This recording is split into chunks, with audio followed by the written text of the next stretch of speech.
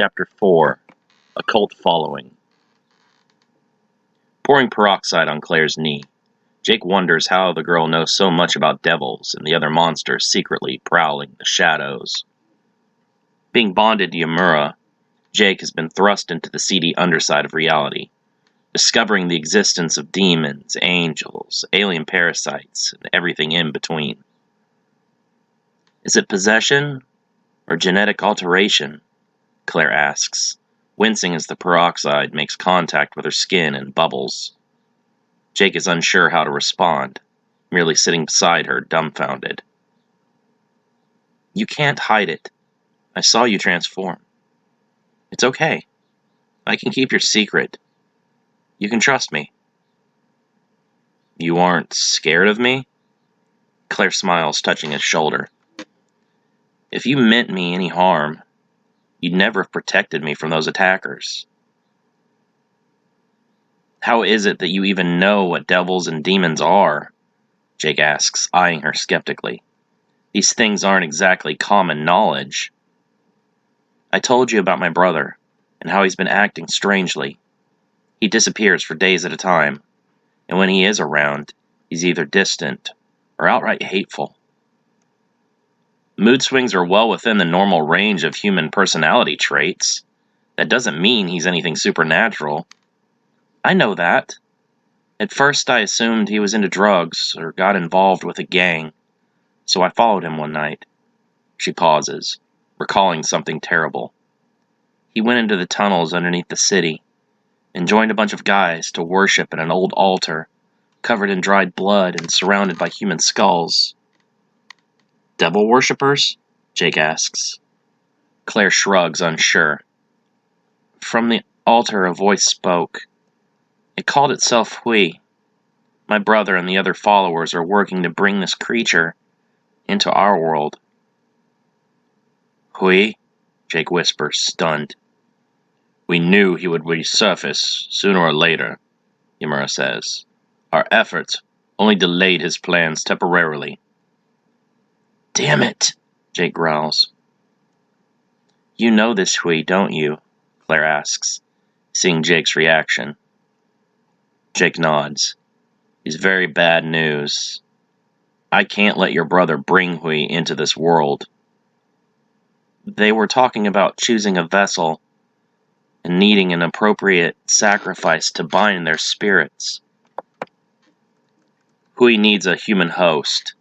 His body was lost when he was trapped inside of a magical artifact. Jake takes a deep breath, hesitant to tell Claire the full truth. The same thing is what happened to me. The spirit of a creature named Yamura was bound to me against my will. Now we're two spirits sharing a single body. I'm impressed you managed to get away without any of Hui's followers catching you. Had they found you, you'd have been killed for sure. My brother has already killed people, hasn't he? If Hui is being worshipped as a god, they're likely offering him human sacrifices as tribute. I've run into followers of Hui before, and they were abducting young women as sacrifices, so that Hui could bless them with good fortune. He's no different than 1,000 other pagan monsters that have pretended to be gods throughout history. They pop up, display some flashy magic, and gullible humans start chucking their firstborns into fiery pits. Hui is no god. He's a monster and a killer. If he gains a human body, he's going to wreak unimaginable havoc on this world. The news seems to bring the girl great pain. Is there any way to save Craig from this mess? I don't know, Jake admits. I've seen someone change, but they have to will it themselves. She was immersed in things against her will like me, but if your brother is doing this willingly, I just don't think there is any helping him. We have to try, Claire begs, crying. He's the only family I have. Being with monsters, it's only going to get him killed. Jake tries to comfort Claire, moving the hair out of her eyes. I'm going to stop Hui from coming into this world. Maybe we'll be lucky, and seeing his god fall will be enough to convince your brother that devoting himself to supernatural monsters is not a good life path. We need her to tell us the location of Hui's altar, Ymura demands. Ask her now. Give her some time to process everything. Look at her. She's already in way over her head. This Hui, so he's a devil? Claire asks, still upset. Jake shakes his head. No, devils are a different being entirely. Devils are basically fallen angels. Hui is of a race called the Sakari. They're from another world called Averno.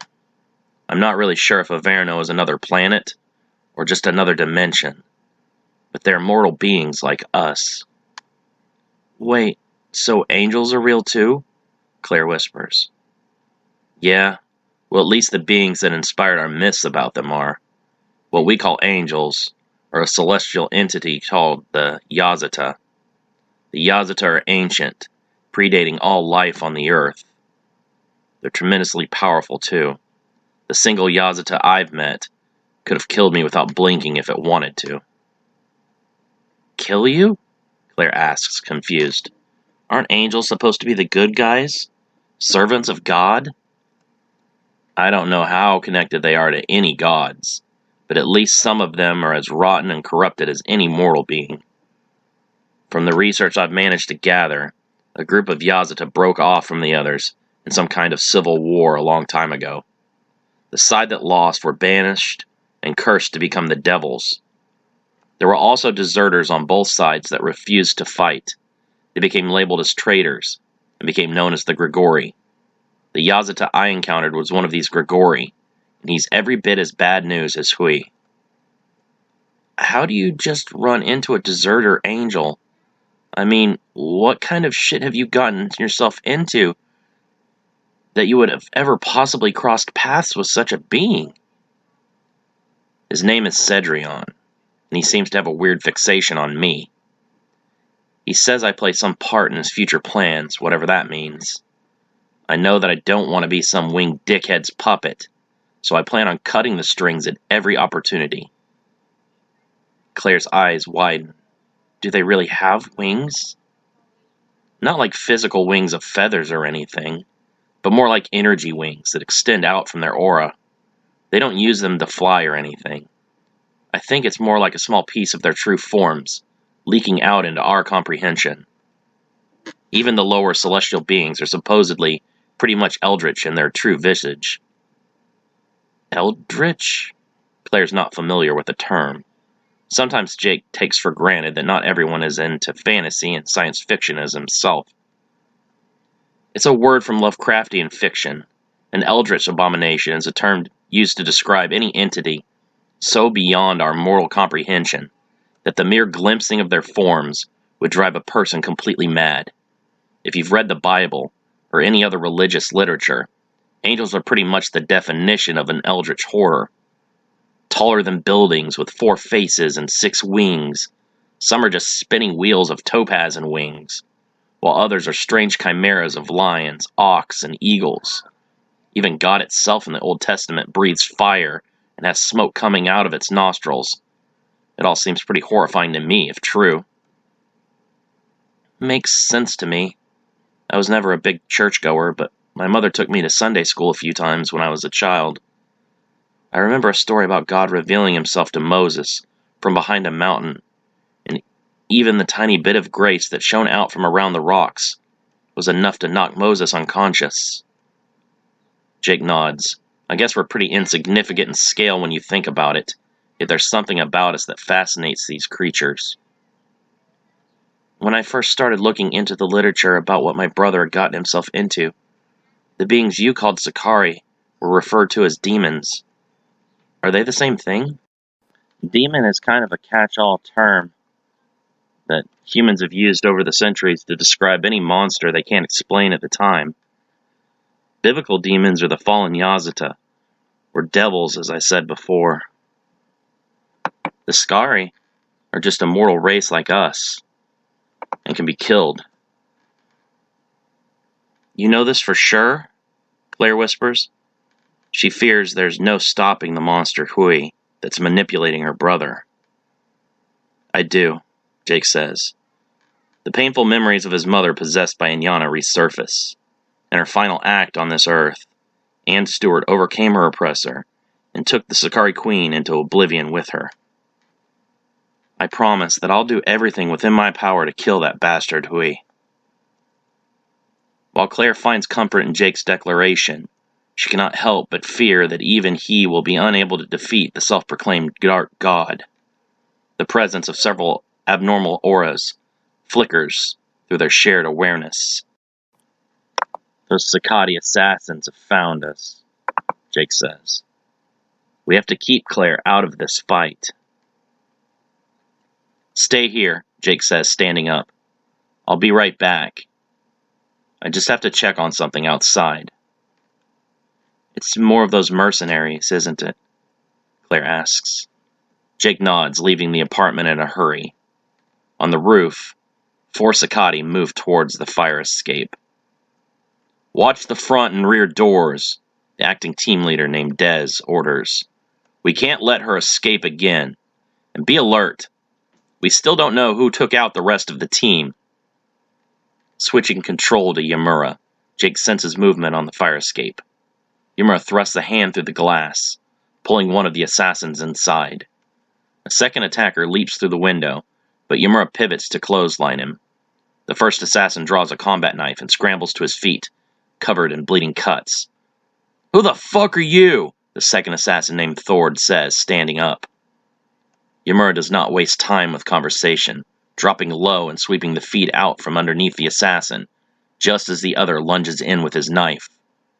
Rising, Yamura blocks Dez at the wrist and strikes his elbow, bending it upwards in a triangular shape.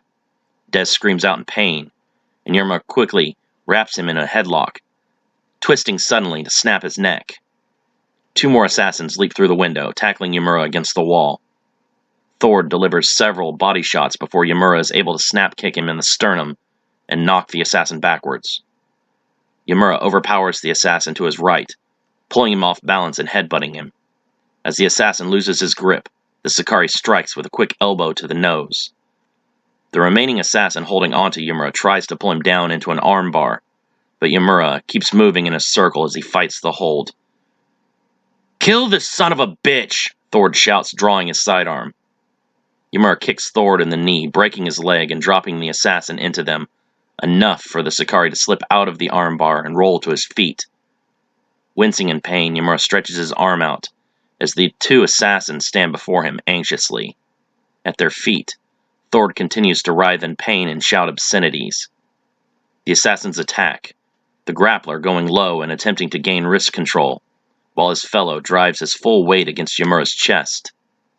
Yamura is propelled backwards, losing his footing, and all 3 fighters tumble over the railing and onto the street. Coughing, Yamura is the first to stir. The Sakari's mind swims with pain, and he can feel the warmth at the back of his head and around his ears from bleeding. The assassins begin to move, both still alive. Above them, Thord leans over the fire escape, shakily aiming his handgun at Yamura. 2 bullets hit the street beside Yamura's feet, ringing out loudly and splintering asphalt into the air. Get the fuck up and kill him! Thord shouts, missing a 3rd shot. The grappler manages to get a hold of Yamura's legs and pull him off balance, and distract him long enough for Thord's next shot to tear through his right shoulder. Yamura spun around and sent hard to his back. Fearing any more lapses in concentration could prove fatal, Yamura flares out his energy in a bright flash, temporarily blinding his opponents and allowing him to stagger into the alley before kicking open the side entrance into the apartments. Leaning against the wall, Yamura grinds his teeth in pain and uses his claws to dig into his wound and remove the bullet slug. Footsteps outside become louder, and he knows the assassins are not far behind. These guys are well trained. I don't think they're just random thugs, Jake says. Alone they are not overly strong, but as a unit, it is obvious they have considerable experience. We cannot fall into the trap of battling them together again. There's no way this bitch is paying you much, Thord says, descending the stairwell cautiously. Whatever it is, we can double it. Just fall back and let us nab her, no problems. They don't know who we are, Jake says. They're only after Claire. That is a mistake that will cost them dearly. This job isn't worth your life, man, Thord says, getting closer. She's just a nobody. No one will miss her when she's gone. Hell, not even her brother. It's Craig, Jake says.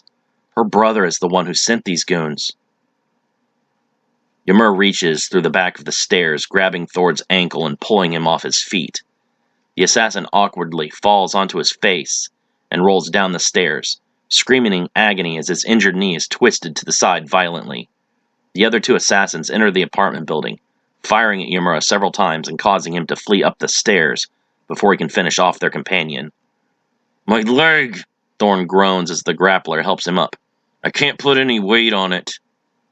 The grappler nods, shooting Thord without hesitation through his left eye. Get the girl. I'll track the bodyguard. Racing up the stairs in pursuit, the assassin dodges several frightened tenants as they come out to investigate the commotion. An elderly man steps out into the hall between the assassin and Ymir, which the hired killer does not hesitate to shoot through in an attempt to hit his target. The old man goes down quickly, yet neither the assassin or Ymir slow in their chase. Ymir ducks into an open doorway, using the door frame to swing himself to the side with his momentum just as the assassin follows inside, managing to kick him against the wall. As the assassin bounces off the wall, Ymir leaps into a headlock, falling with all of his weight backwards into a DDT that drives the assassin's head directly into the ground with a sickening snap. The assassin's legs kick wildly for a few seconds before his entire body goes limp. Claire hears movement outside her door. Jake? She whispers, leaning to look through the peephole. The door explodes open, knocking the girl to her back. She screams as the assassin reaches out to grab her. Ymir dives through the doorway, swiping the back of the assassin's legs as he rolls, knocking him to the ground. Both fighters immediately spring to their feet, ready for battle. The assassin draws his knife and slashes horizontally, causing Ymir to leap backwards in evasion. As the assassin feigns another slash, he switches hands and attempts to stab Ymir in the throat. The Sakari dodges, striking his opponent with a fast left jab to the chin. The assassin staggers, allowing Ymir to follow up with a combo of jabs to the body before a devastating right hook that brings the assassin to his knees. She can't be that important to you, the assassin coughs. We can make a deal. Just let us have her. I do not make deals, Ymir growls, holding his open hand inches from the assassin's face. Who are you? The assassin asks, terror in his voice. No one ever mentioned her having a bodyguard like you. I am no bodyguard. It's mere coincidence that you fools attacked while I was here. My only concern in this city lies in the utter destruction of your master, Hui. Hui? How do you even know about him? Black energy begins to coalesce in Ymir's hand, pulsating in flashes of light. I am a former brother-in-arms of that miscreant. I will not rest until I have his head. But Hui is a pureblood. You can't... The assassin is cut off by Ymir, who blasts off his entire upper body with a burst of Basaiya energy. More! Jake shouts, alarmed. I sense a lot more of them. Ymir expands his awareness. Yes, more than 10. I am in no condition to take them all on at this moment. We need to take Claire out of here and hide. Ymir holds his still bleeding shoulder. It's taking most of my focus trying to heal this injury. We cannot protect her like this. The best course of action will be to abandon the girl for now and follow them to find out where Hui's lair is. That won't be happening, Jake shouts. We're not going to let them take her anywhere. If you can't handle it, give control back to me, and I'll show you how it's done. Ymir chuckles. I enjoy that passion of yours. It serves us well. So be it. We shall stay and defend the female. As the next group of assassins reach the doorway, Ymir throws his hands out and screams, unleashing a barrage of energy pulses. The assassins dive out of the way as the hall is consumed by flames. "Come," Imura growls, pulling Claire up by the arm. "We leave now."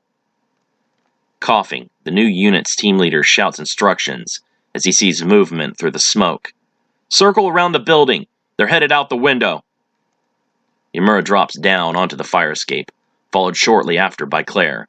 A group of 3 assassins run into the alley, firing upwards with semi-automatic rifles. Imura shoves Claire back inside and drops low, allowing the bullets to bounce off the bottom of the metal platform. 2 assassins run up to the fire escape stairs, while the third continues to provide cover fire. Imura sees the assassins just as they raise their weapons, and he too is forced to dive back inside of Claire's apartment for safety. Scooping up the girl as he rolls, Imura dodges more gunfire from the hallway, and throws Claire into her bedroom before kicking the door closed. Imura overturns her dresser for cover. "You're good, but you can't take us all on," the team leader named Chigo says. "Put down your cowardly guns, and we will see how many of you I can take on," Imura growls. "Confident," Chigo laughs. "I'm gonna enjoy putting a bullet in your skull." The assassins advance, alternating fire so there's no lapse, giving Imura no time to move positions. As the assassins are nearly upon him, the Sakari flares his aura outwards, knocking the men off their feet. Leaping up amidst the chaos, Imura manages to snatch the throat from one of the nearest assassins, before striking a second, with a hard uppercut to the ribs. He kicks the lifeless body of the first assassin into the others and pounces, tearing into their stunned ranks. Imura takes several slashes from knives, but his claws have a longer reach and more permanent results. Arteries are cut, and many men collapse in thick pools of blood.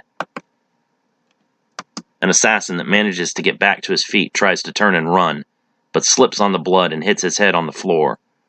Before the assassin can recover, he feels Imura's claws sinking into the back of his neck. Imura blocks a knife slash from an assassin at the wrist, before kicking his lead leg and buckling the man's stance, enough to deliver a throat slash of his own. Another assassin tries to bring his rifle back up, but Imura cuts down through the weapon and the man's hand. Cradling his bleeding stump, the assassin reels back, only to be used as a meat shield by Imura, to push through the gunfire of the man's comrades in the hall. Pushing the bullet-ridden body into the other assassins, Imura fights through the men in the hall and takes out each as quickly and violently as possible. The hallway becomes a bloodbath. Gallons of crimson paint the walls, floor, and ceiling. Writhing bodies and severed limbs litter the landscape. "What the hell are you?" Chigo asks, firing twice from his sidearm, but Imura pulls another assassin in to use as a shield. Imura tosses the body into the team leader, making him drop his gun. Imura runs at Chigo, who draws his knife and swings wildly as he stumbles backward. The Sakari twists to the side, managing to bite down on the team leader's shoulder and tear free a large chunk of flesh. Chigo screams in pain, driving his knife into Yamura's back.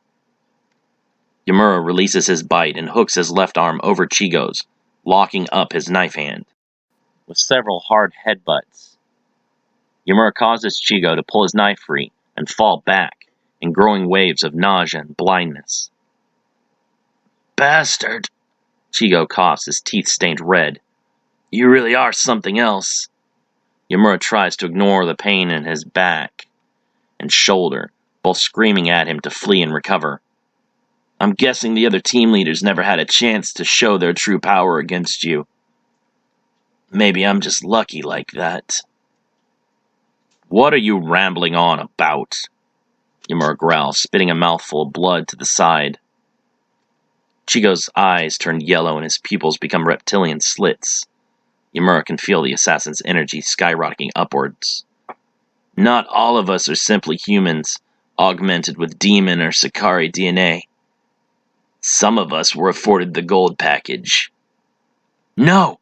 This bastard has one of those alien tapeworms!" Jake shouts. Chigo's body swells out to an enormous size, and all of his muscles increase drastically.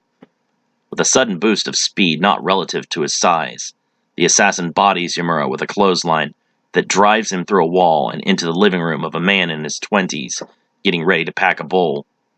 The young man drops his pipe and stares in confusion at the sight of the two creatures brawling through his apartment until they burst through another wall back into the hallway. Chigo grabs Yamura by the hair and throws him across the hall, running after to catch up with him and kick the Sakari up through the roof. Yamura crashes through the roof and nearly rolls off before scraping his claws across the tiles to slow his fall. "Now you ain't such hot shit, are ya?" Chigo mocks, leaping up through the hole. Yamura coughs up blood, trying to climb back up to his feet. Chigo punches him in the face several times before grabbing him by the back of the head and bringing a knee up into his face. "Money well spent," Chigo laughs. "That doctor really knows his shit." "Top, do you copy?" Chigo's earpiece kicks on. "Go ahead," Chigo says, touching a clawed finger to his ear. "We have eyes on the girl. Proceeding to extraction." "Copy. Just finishing up here. I'll be right there." Chigo drops Yamura in a heap. "Seems like your part in this is over, pal. Don't feel too bad. You put up one hell of a fight." "We are not finished," Yamura coughs, slowly standing. Blood drips steadily from the Sakari's bruised face. "Are you that stubborn, or just really stupid?" Chigo asks. "I'm going to fucking kill you, do you get that?" Black energy rises up from Yamura's body like steam. The bodies of the slain assassins begin to light up with an ominous red glow. "Seal," Yamura growls. "Kaminare." The roof explodes in flames, causing both fighters to fall down through the rubble. Chigo lifts a support beam off his chest and blinks in disbelief to see his opponent hovering inches off the ground amidst flashes of violently spinning black energy waves. "What the hell is this?" Chigo whispers. A part of the experienced fighter deep down tells him to count this as a loss and run, but he ignores this, reminding himself that he still has the clear advantage over the severely wounded Yamura. Converting all of the absorbed energy into an offensive push, Yamura summons his most powerful attack for one final assault. Black wings of energy extend from Yamura's aura, and the faint image of a ghostly dragon is briefly visible to Chigo. The assassin begins to sweat, taking several steps backwards. Averno, many years before the invasion of Katal Takuk.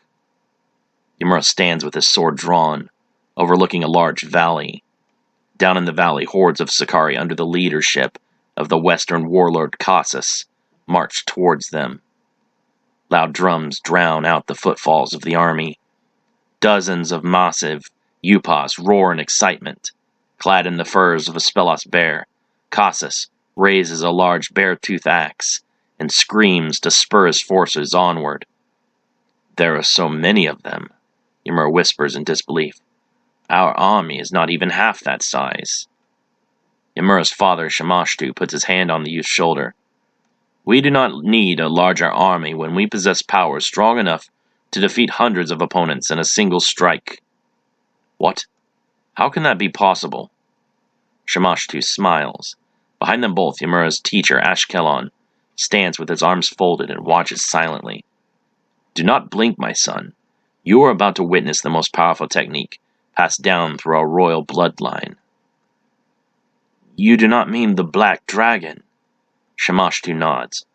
"Just watch, my young spawn. Bear witness to the might of the Basiya Voven." The king raises his hand, and Ashkelon walks up beside him. "What is it, your highness?" "Please ensure that Yamura learns how to properly wield this technique one day. Without enough control, he could destroy himself." "Why not teach the boy yourself?" "I am not much of a teacher. I do not have the time nor the patience for such things. You have my trust, Ashkelon. I know that you will teach him far better than I ever could." Ashkelon nods. "Yes, sire, as you wish." A black aura erupts around Shimashtu like a living flame. His eyes turn red and steam begins to escape from his nose and mouth. Yamura backs away in fear as the energy swirls violently and lashes out in every direction as it grows stronger each second. "Cassus!" Shamastu screams. "Learn the price for attacking my people! Basaia Voven!" A black dragon, composed entirely of the king's fiery energy, barrels down the valley, slamming into the western soldiers with tremendous force. The Sicarii are disintegrated as the fiery dragon twists and contorts through the valley, roaring and consuming all in its path. As the energy fades, nothing is left below but ash. Do not overuse this technique. If your body is too weak to control the dragon, it shall consume you instead, Shamastu says. He breathes heavily, most of his stamina expended. Over the years, Ymura trains hard to become stronger in hopes of one day being able to wield the Basa Ia Voven like his father. Hui approaches a teenage Ymura as he trains in the royal courtyard. Black energy ripples from Ymura's body as he strains to control the power. "Training hard, I see," Hui says. "Train all you like. You will never be anything special." "Say that again, lapdog," Ymura growls. "I am a general in the service of your father, the king. You would be wise to show me the proper respect," Hui says with anger, one hand sliding instinctively to his sword. The black energy around Ymura flickers wildly, and the faint outline of a dragon can be seen briefly. "You are a coward that does not deserve the title of general." "What is this power?" Hui whispers in fear. "It is the Basa Ia Voven," Inyana says, approaching them with Marduk. "The forbidden royal technique. You know that you are not allowed to attempt forging the black dragon, Ymura. You are not ready for that kind of power." Ymura's energy fluctuates, begins to strike out randomly, setting fire to several buildings nearby. "He's out of control," Hui shouts. "He'll kill us all." Inyana shakes her head as Ymura drops to a knee, his aura ceasing abruptly. "There is no need for concern. My brother is far too weak to handle a power like that." Marduk laughs. "As I've said before, the king's bloodline is weak. Ymura is not fit to rule. You should be Shamastu's one and only heir." Ymura curses his own weakness, staring down at the ground and balling his fists tightly. "You are wrong. One day I will show all of you." The other Sicarii leave, laughing at the youth's failure. Ymura shakes, struggling to control the black flame. "You can do this, Ymura," Jake says. "You're much stronger now. You can handle the energy. Just believe in yourself." The outline of an enormous black dragon made of fiery energy rises above Ymura and roars loudly. Chigo begins to tremble, dropping his gun and backing away in terror. "What is that?" Chigo whispers.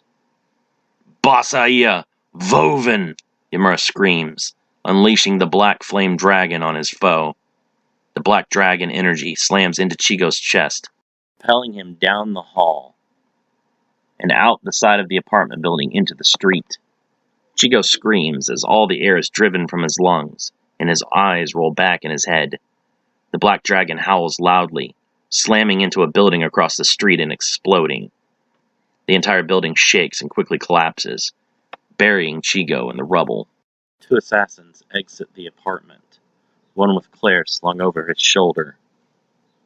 The ground quakes, and they look up just in time to see their team leader being blasted overhead. Ymura takes a step forward, causing the assassins to drop Claire in terror and speed off into the night. Unable to move, Ymura loses consciousness and is out cold before ever hitting the ground. Somewhere in the Sonoran Desert, Arizona. Silver Fox Organization Western Headquarters, December 2nd, 1998. Gator Rigsby busies himself with one-armed pull-ups as the other members of his team decompress after successfully completing another mission. He had hoped this life was long behind him, raising his sons and trying to find something close to normalcy. You cannot put the monsters away once you know they exist. Deep down, Gator always knew this life would return to him. What kind of example would he be for his sons to know about demons and monsters yet do nothing to stop them. Pulled back into this life, Gator does his best to make a difference and to make the world safer for his sons. "Hey, boss, the nerds have some info on your nephew they want you to hear," the resident veteran of the team, Gregory Pierce, says. Gator drops to the floor and exhales to allow his bulging muscles to relax. "Damn," the youngest member of the team, Daniel Kente, laughs. "I hope I'm half as beast as you when I'm that old." "Keep that old shit up and you won't ever live long enough to see," Gator threatens, wiping the sweat off his brow with a towel. Following his two companions, Gator enters the control room and is met by the still unfamiliar sight of a hive of computers bustling with technicians. Each of the workers scurry across the area, their monitors flashing with the faces of monstrous creatures sighted across the world. They approach a meek technician with glasses, waving them over with excitement. The man known to them only as Mulder is very strange, yet the director insists that there is no one else with deeper knowledge of the supernatural world in their employ. "Commander Rigsby, just the man I was hoping for." Mulder suddenly becomes uncomfortable, muttering to himself. "I mean, I'm not looking for a man. I'm not gay. I mean, there's nothing wrong with that. I just like the ladies. I mean, not in a predatory way." "Get to your point," Gator sighs with irritation. "Right," Mulder replies, clearing his throat. Your nephew, Yamura, has been dark ever since his battle against Inyana and Totikahachi." "My nephew is Jake, not Yamura. Yamura is nothing more than a parasite," Gator growls. Mulder continues nervously. Right. These are reports just in from Brighton, Florida. It's about an hour northeast of Totikahachi." He pulls up numerous police reports of two mutant creatures fighting outside of an apartment complex. "Black hair, red eyes, looks to be teenage," Pierce says, scanning the reports. "Looks to be our guy." A few of the witnesses said that there was a shootout just before the mutants started throwing fists. Nearly 20 bodies were recovered from the rubble, all torn to hell. Each of them were dressed in black combat gear and had underground weaponry, Mulder says. This wasn't some gangland violence. "Sakati assassins," Gator says. "A trademark of the Doctor." Mulder nods. "Who, coincidentally, is set up in the very same city right now." "Why would Yamura be targeted by the Doctor and his assassins?" Kente asks. "Aren't they both bad guys?" "We don't know the extent of Jake's continued influence on Yamura. We assume that the Sakari's evil is corrupting Jake, but my nephew could be swaying their actions towards good," Gator says. "We can't rule anything out. It's possible that he was fighting to stop Inyana and Totikahachi from doing even more harm." "There were a handful of casualties from this apartment battle, but none appear to have been caused directly by Yamura, except for the Sakati." "You could be right," Mulder concedes. "There's only one way to be certain. Get the team ready in 30. We're going to Florida," Gator says. "Mulder, before we're in the air, I want everything there is to know about Brighton downloaded to my PDA. I want rainfall totals, demographics. Hell, I want to know who the spelling bee champion has been for the past 20 years. "No problem," Mulder says, beginning to type away furiously. "Damn it, Jake. What have you gotten yourself into now?" Gator worries. The Hole, Hui's underground temple, Brighton, Florida. Kneeling before the altar of Hui, the surviving Sakati present themselves in shame. The injured Chigo joins them in penance. Failure is not something that Chigo is used to, nor is it something that Hui tolerates. The assassins know the consequences will be severe. "Where is the girl?" Hui's phantom voice asks from the altar. Because of the numerous human sacrifices made to him and the continued devotion of his followers, Hui is able to manifest his voice at the altar without a spell being necessary. "My lord, we were attacked and unable to complete our mission. We encountered the same resistance met by Benares and House's teams. Only we survived," Chigo says, lowering his eyes in shame. "I had the upper hand on him. but he hit me with a powerful move that I could not defend against. I was very narrowly killed by that attack alone. I believe if our opponent had not been already weakened by our battle, that technique would have obliterated me. You admit that you were defeating him, yet you could not complete the job. Are you truly that inept? Hui asks. The words sting the team leader's pride greatly. My lord, this attack was unlike anything I've ever seen. He was somehow able to gain energy from the dead around us and use it to boost his power before channeling it together into a fiery black dragon. Black dragon, Hui whispers. And he boosted his power with the energy of the dead? Interesting. Cruzon grabs Chigo by the throat and lifts him off the ground. Shall I dispose of this refuse, my lord? What a waste of money, Craig muses. 20 enhanced assassins, all wiped out. No, leave them be, Hui says. We must handle this situation very carefully. If what I suspect to be true, Yamura has found his way here to this city.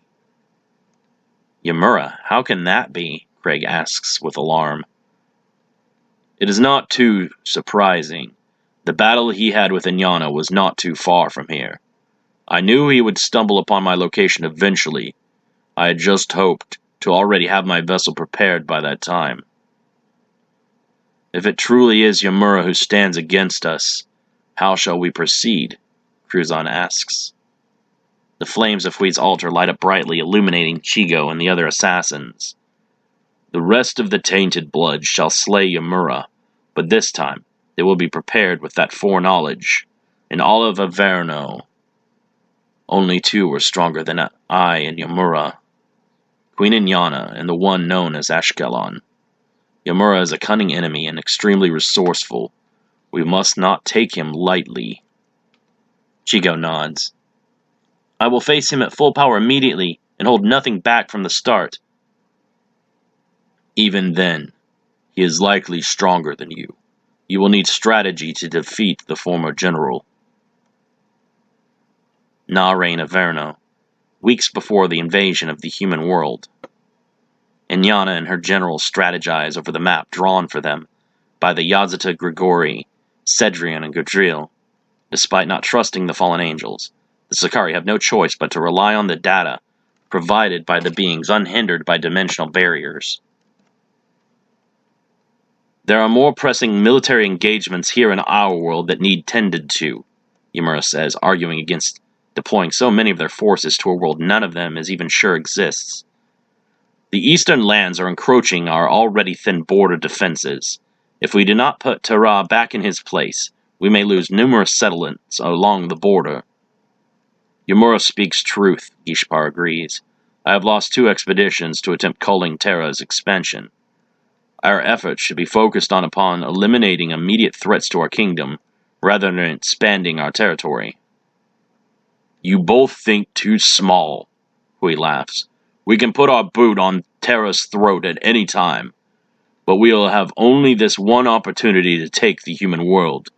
The Yazata have assured us that once the doorway opens, it will not remain so indefinitely.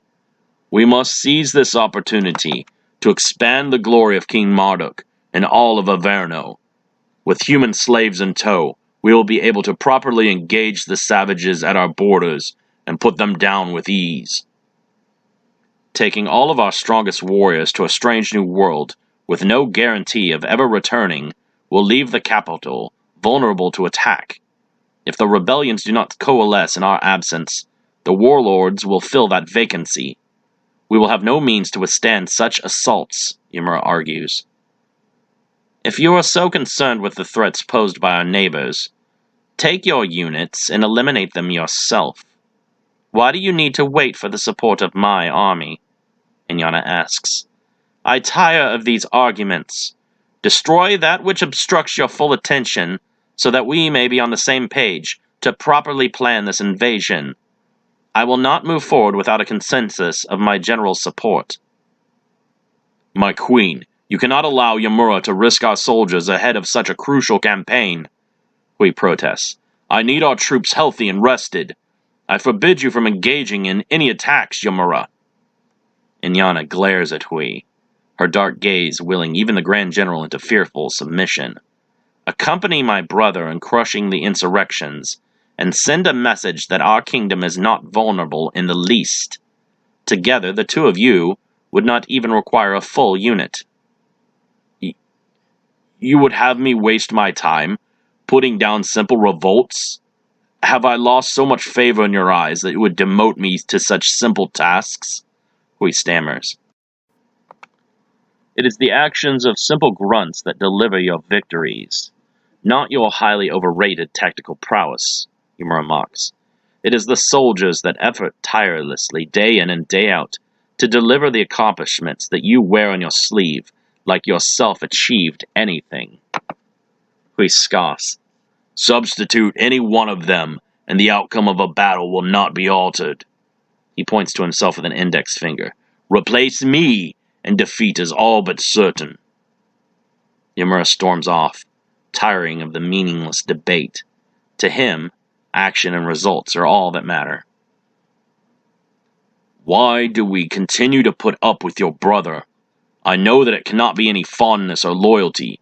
He is a constant drag upon our strategies, and argues against each and every plan that I formulate, Hui complains. Yamura is a pest for sure, but it is because he has not a stamp of approval on our strategies that his input is necessary. He sees situations from a different perspective, and brings valuable insight we would not otherwise receive, Inyana counters. He is not to be trusted, Hui growls. Do not think that he has for one day stopped thinking about our parts, and murdering his father and his mate. To him we are oppressors, not allies.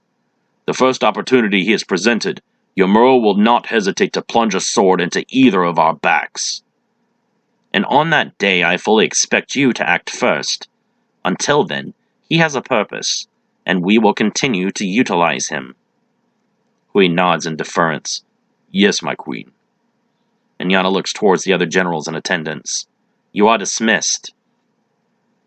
Immediately leaving to report to Marduk of their meeting, Hui voices the same concerns to his king.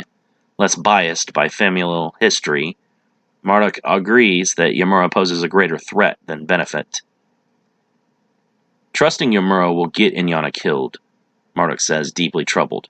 I would have you arrange an accident on the battlefield, but I fear Inyana is counting on her brother's strength against the humans. I think we are overestimating the threat posed by the monkeys. There is no possible way they are skillful enough to resist our might. Be that as it may, Inyana will expect Yamura to accompany you in the invasion. See to it in the madness of war that he does not return home from the human world. Hui bows. The heir of Shamash-tu will trouble us no more. Unable to make good on his vow, Hui was cursed to suffer imprisonment by the human magicians for millennia. Soon, both he and Yamura will again walk the same world. He will be able to finally kill his enemy, as he was meant to so long ago. Excitement of the impending battle fills Hui, and the flames of his altar rage brightly. Jake opens his eyes, staring up at an unfamiliar ceiling. His entire body is still awash with pain, and he finds that his connection to Yamura is blocked by the Sakari's dormancy. Due to his extensive injuries, Jake assumes that Yamura must be in some kind of deep recovery state. He looks himself over to find that his numerous wounds have been cleaned and bandaged. I hope you don't mind, but I took care of your injuries the best I could, Claire says, entering the room with a bowl of warm water and a clean washcloth. I can't believe you were able to not only survive some of those wounds, but you're actually healing from them so quickly.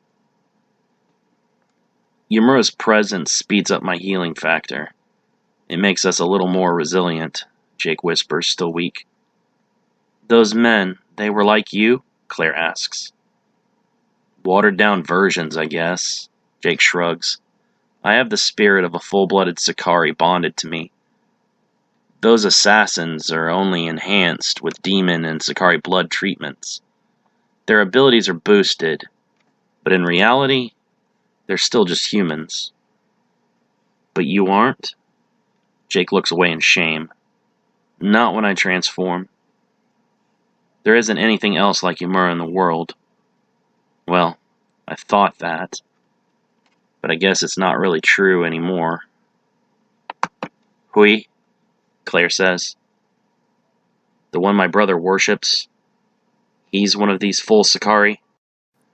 Yeah, Jake says. In their world, Hui acted as Ymura's commanding military officer. In a direct one-on-one battle, Ymura isn't sure which of them is stronger. Claire finds all of this both fascinating and terrifying simultaneously, and continues to get as much information from Jake as possible. The door to this world has already been opened, and there's no point in trying to hide from it now. She might as well learn everything she can. Ymura and you communicate a lot? We're always in each other's heads. It's nearly impossible to shut the other out. Claire makes an audible gasp, surprising Jake. She quickly apologizes. Sorry. So, even when I'm speaking to you, you're also speaking to him on the inside? Jake nods, most times, though he's unconscious right now. How is it that Ymura isn't siding with his own kind? I mean, shouldn't he be happy to find out one of his own is still alive? Ymura hates Hui. Hui once served Ymura's father and helped to betray and murder him. Along with Ymura's own sister Inyana, we already dealt with Inyana, but I guess we weren't exactly ready for Hui yet. I thought that since Hui was weaker than Inyana, that would be easier, but the circumstances are far different. I'm not sure how we're going to pull this one off. You've already defeated another of these Sakari? You and Ymura together? Do you remember the destruction of Totikahachi on the news? Yeah, it was awful. Wait, are you saying that was because of you and the Sakari? Jake nods. It was our battle that took the lives of so many innocents. I'll never be able to clear my soul of their screams. I'm going to have to carry that weight with me for the rest of my life. But if we can stop Hui before he ever gets unleashed in a human form, we can prevent something like that from happening to this city. How can Hui gain a human form? Will it create a being like you? Yeah. The Sakari spirits were imprisoned when they were defeated. Some fanatic cultists like your brother managed to secure the artifact containing Ymura's soul and affix it to my body. My soul was supposed to be discarded, but I had some friends in my corner that didn't let that happen. I regained my body, but was unable to be rid of Ymura's spirit. We've had to learn to fight together over time, even though we don't share the same morals or ultimate goals. But if Hui is bonded to someone who's like-minded, the two spirits won't be in opposition, Claire says, connecting the dots. Exactly. Hui will bond himself to one of his followers and become much stronger for it. He will not have the problem of a soul fighting against him on the inside for control, as Ymura did. This is precisely why we cannot allow Hui to complete his ritual, and why I have to keep you safe. Me? Why me? Claire, those assassins weren't after me.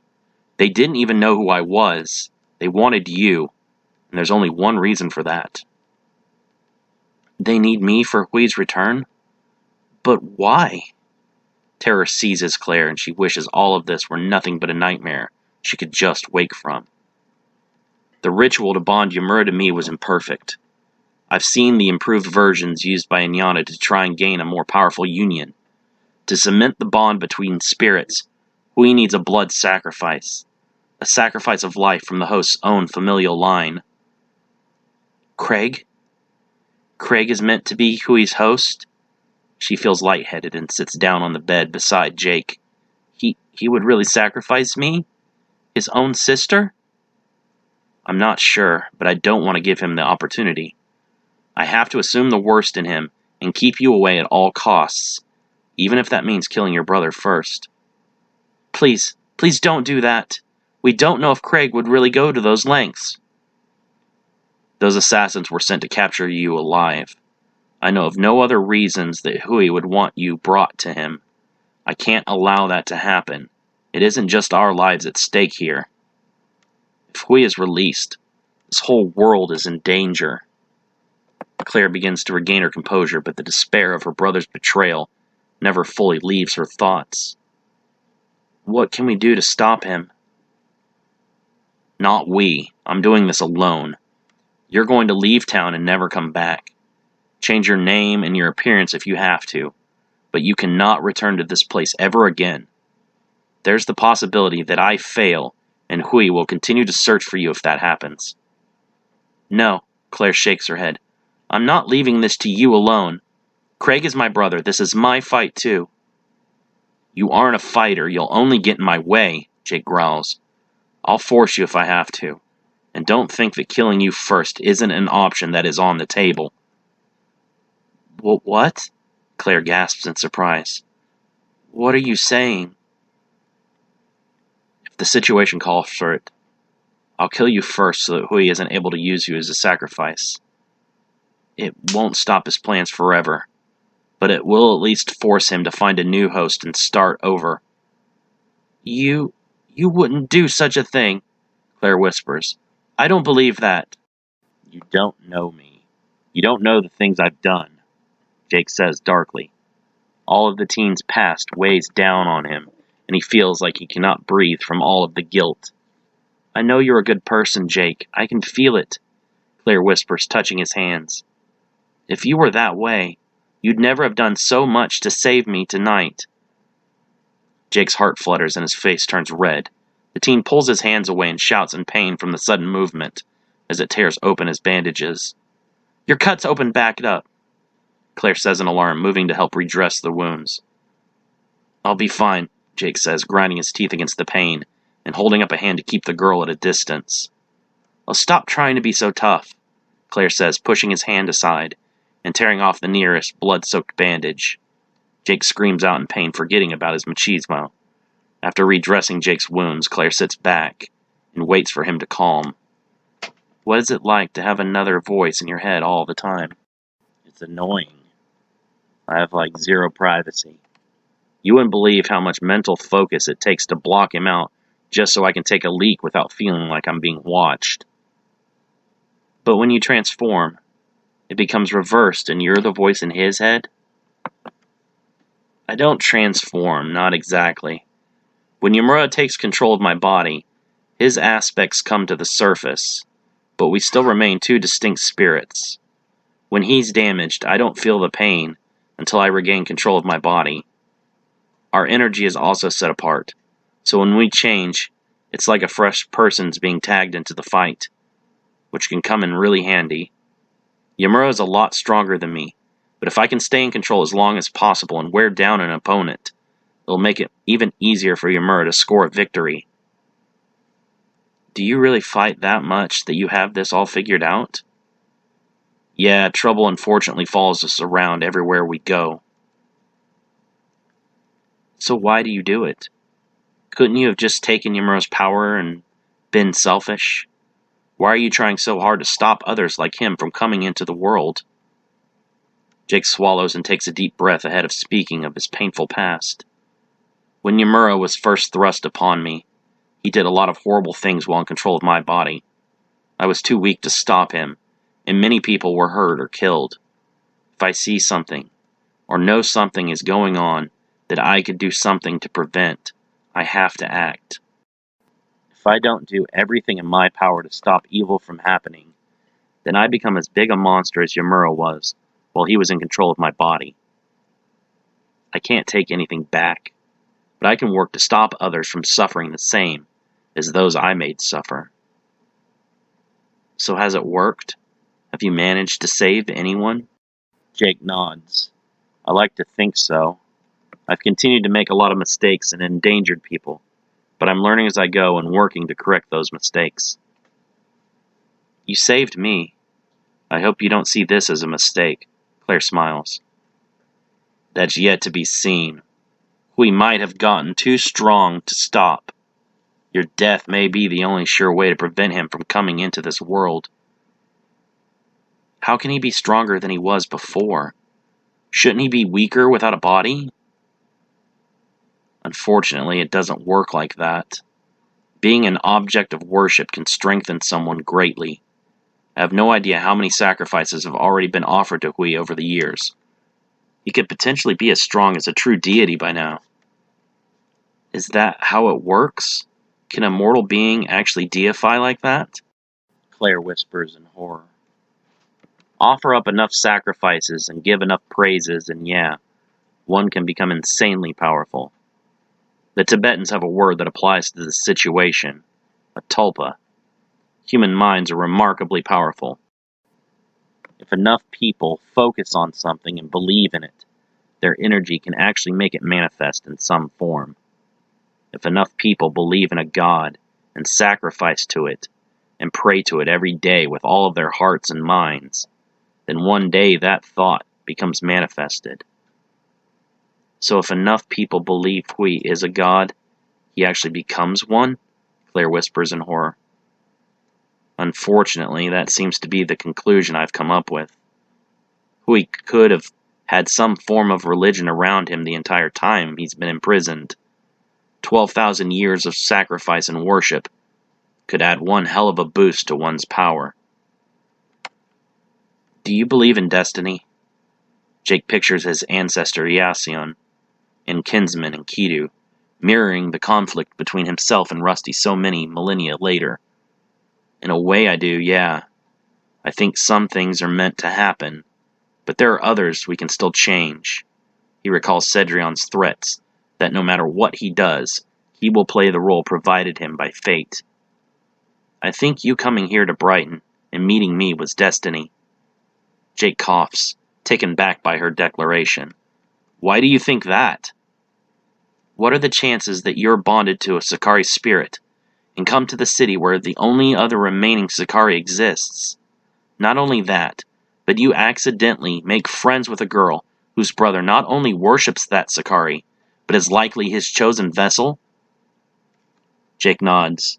When you say it like that, it does seem a little coincidental. Our destinies are intertwined, she smiles.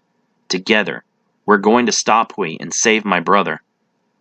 Jake still refuses to allow her to participate and further endanger herself. It'll be too risky to take you with me. You need to tell me exactly where Hui's hideout is, and let me finish this on my own. Claire shakes her head rigorously. No deal. If you don't include me, I'm not giving you any information. Jake frowns. Come on, why are you being so stubborn? I'm trying to keep you safe. And I appreciate the sentiment, but I'm the one putting you in danger just by existing. It would be easier for you to kill my brother, but I'm asking you to try and save him. We do this together or not at all. Hui was already in my crosshairs before I even met you. You'd be a huge help just by leading me to Hui's location. If I can hit him off guard, I can end this nightmare for everyone. No, Claire says firmly. Without me, you get nothing.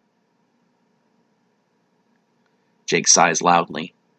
Why couldn't this be more alien parasites? Why are girls so damn difficult? Claire's eyes widen. Wait, aliens exist too? The Hole, Hui's underground temple. Craig kneels before Hui's altar in respect. Behind him, the head priest Cruzan stands solemnly without blinking. The man's presence unnerves even Craig. What have you learned? Hui asks. The doctor has encountered Yamura before, Craig replies. It seems my old subordinate has been very busy in this world. You speak of Yamura as someone to be feared, yet you remind me that he was beneath you in rank. When I led Averno's armies, Yamura indeed served as one of my generals. He was the strongest soldier I'd ever seen. In our prime, it is unclear which of us would have prevailed were we to cross swords. Craig is astonished. He was that powerful? Yamura may be skilled in combat, but he does not have hundreds of years of devoted followers strengthening him in prayer. The ceremony must go on as planned. With me returned to this world, not even Yomura will be a challenge. Yes, my lord. I will continue with the preparations. Yomura, soon our rivalry ends. He thinks with a phantom smile. I shall do what should have been done long before we ever came to this world. I will kill you.